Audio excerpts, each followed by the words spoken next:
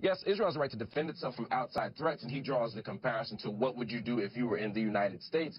But it's a very different circumstance. You can't, on the one hand, assume an occupation role and then treat it as a foreign power. Gaza is being occupied. The region is being occupied. You can't, on the one hand, occupy it and then treat it like a foreign territory, which is then launching threats against it. They have an international responsibility, according to Hague Regulations, Article 47, according to all sorts of international law, to treat Gaza very differently. That's a good point. Just wrong. Alan? Just wrong. That's just wrong. Israel ended its occupation completely in 2005. That's untrue. And between 2005 and 2007. That's disingenuous. No, it's absolutely true. Well, let me Okay, hang on, Alan. Why is it not true? Why is it not true?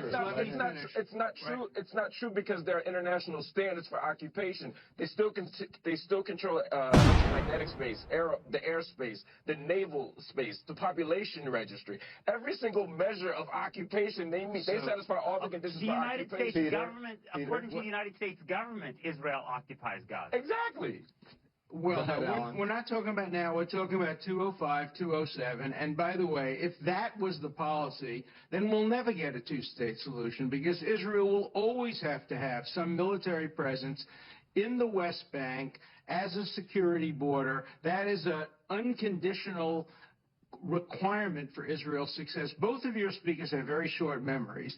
They forget that in 2000-2001, Israel offered to end the occupation, to create a two-state solution.